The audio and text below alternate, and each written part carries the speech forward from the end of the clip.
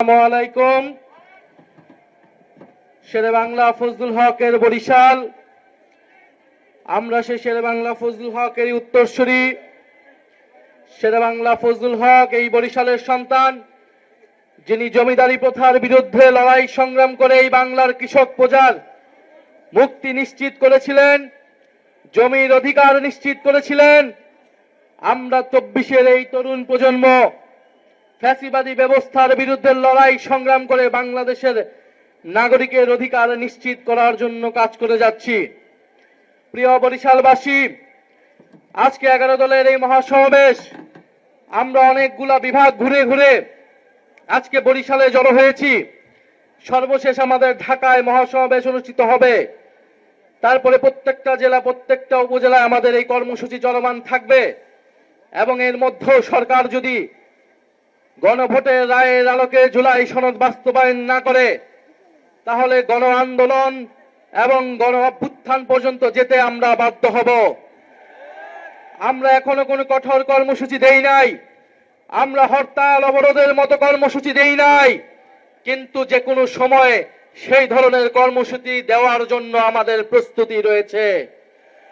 আমরা বাংলাদেশে এই মুহূর্তে এই ধরনের রাজনৈতিক কর্মসূচি দেওয়ার পক্ষে ছিলাম না, কিন্তু সরকার এবং প্রধানমন্ত্রী তারেক রহমান ক্রমশ পরিস্থিতিকে সেই দিকে ঠেলে নিয়ে যাচ্ছে।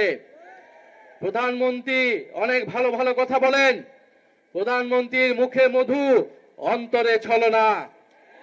কারণ আমরা দেখলাম যে এই গণভোটের পক্ষে, যেই জুলাই সনদের পক্ষে তিনি প্রচারণা করলেন, নির্বাচনের ফলাফলের পরে 70% জনগণ গণভোটে সংস্কারের পক্ষে রায় দেওয়া সত্ত্বেও তিনি জুলাই সনদ বাস্তবায়ন করছেন না। অন্যদিকে মুখে বলে যাচ্ছেন জুলাই সনদ অক্ষরে অক্ষরে বাস্তবায়ন করব। গণ অভ্যুত্থানের সময় আমাদের একটি স্লোগান ছিল, নাটক কম করো প্রিয়। তারেক রহমানকেও বলে দিচ্ছি, নাটক কম করেন প্রিয়। বাংলাদেশের জনগণ আপনাকে ক্ষমতা দিয়েছে মানে এই নয় আপনি যা খুশি করবেন, যেরকম খুশি ছলনা প্রতারণা এদেশের জনগণের সাথে করবেন। বিএনপি গত 16 বছর গণতন্ত্রের জন্য লড়াই করেছে, কিন্তু দুঃখের বিষয় 5ই আগস্টের পর থেকে তারা গণতন্ত্রের বিপক্ষে লড়াই করে যাচ্ছে। আসল কথা হচ্ছে বিএনপি কখনোই গণতন্ত্রের পক্ষে ছিল না, তারা লড়াই করেছিল ক্ষমতার জন্য। তারা গণ অভ্যুত্থানে আমাদের সাথে কাঁধ মিলিয়েছিল ক্ষমতার জন্য, নিজেদের স্বার্থ হাসিলের জন্য। নির্বাচনের মাধ্যমে ক্ষমতা তাদের কুক্ষিগত হয়েছে। এখন তারা পরিবর্তনের কথা বলে না, এখন তারা সংস্কারের কথা বলে না, এখন তারা 31 দফার কথা বলে না, এখন তারা সংবিধান সংস্কার কমিশনের কথা বলে না, বরং এখন তারা বলছে তারা নাকি কোনোদিনই সংবিধান সংস্কারের কথা বলে নাই। অথচ তাদের 31 দফার প্রথম দফাটি হচ্ছে সংবিধান সংস্কার কমিশন গঠন করা হবে। অতএব সংবিধান সংশোধন কমিটির নামে যে প্রহসন এই জাতির সাথে করা হচ্ছে, শেখ হাসিনা এই ধরনের প্রহসন করে আজকে তার পরিণতি হয়েছে সে দিল্লিতে আছে। বিএনপি সরকারকে আমরা বলে দিতে চাই, সংবিধান সংশোধনের নামে এই ধরনের প্রহসন বাংলাদেশের জনগণ মেনে নেবে না। সংবিধান সংস্কার করতে হবে। যদি আপনারা সংস্কারেও রাজি না হন, আমরা নতুন সংবিধানের দাবি উঠাবো, আমরা নতুন গণপরিষদ নির্বাচনের দাবি উঠাবো। ফলে ভুলে গেলে চলবে না, ঐক্যমত কমিশনে আপনারা ঐক্যমত হয়েছিলেন গণভোটের পক্ষে, সংবিধান সংস্কারের পক্ষে। প্রিয় বরিশালবাসী, আমরা জানি বরিশালে কর্মসংস্থান নাই, বরিশালের মানুষ ঢাকায় গিয়ে অনেক কষ্ট করে জীবন যাপন করে। বিএনপি সরকার তাদের ইস্তিহারে বলেছিল 18 মাসে তারা 1 কোটি কর্মসংস্থান নিশ্চিত করবে। 5 মাস হয়ে গিয়েছে, কয়টি কর্মসংস্থান নিশ্চিত হয়েছে? কয়টি চাকরি নিশ্চিত হয়েছে? হয়েছে চাঁদাবাজি নিশ্চিত হয়েছে কিনা? কার্ড হয়েছে কিনা ছাত্র দলের যুব দলের? কর্মসংস্থান নিশ্চিত হয়েছে, সাধারণ জনগণের নয়, চাঁদাবাজদের, ছাত্র দলের, যুব দলের, শ্রমিক দলের, কৃষক দলের কর্মসংস্থান নিশ্চিত হয়েছে।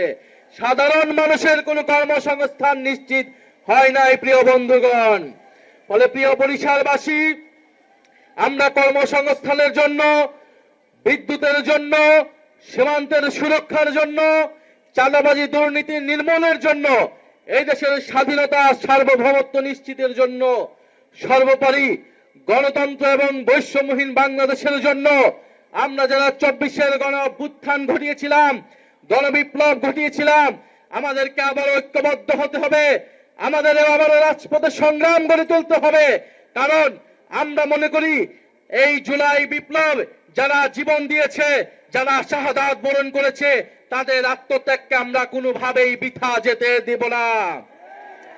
আজকে 18 জুলাই, কত তারিখ আজকে?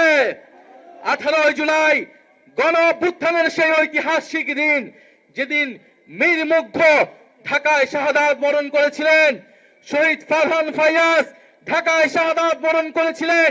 18 জুলাই শত শত ছাত্র জনতা নিহত হয়েছিলেন, আহত হয়েছিলেন।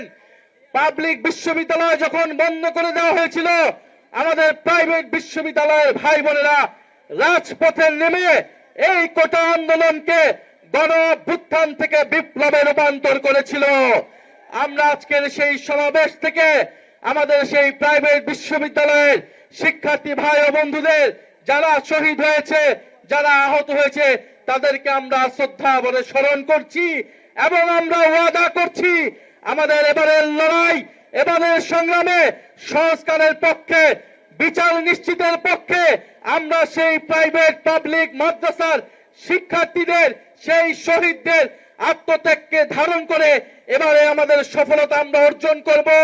জুলাই সনদ বাস্তবায়ন হবে, শেখ হাসিনা সহ গণহত্যাকারীদের বিচার নিশ্চিত হবে, দেশ থেকে দুর্নীতি বিলোপ হবে, আমাদের সীমান্তের সুরক্ষা নিশ্চিত হবে, দেশের সার্বভৌমত্ব নিশ্চিত হবে। দিল্লি কিংবা কোন দেশের তাবেদারি বাংলাদেশের সরকারকে, বাংলাদেশের রাষ্ট্রকে আমরা আর কোনোদিনই করতে দেব না। বরিশালের মানুষ ঐক্যবদ্ধ হন।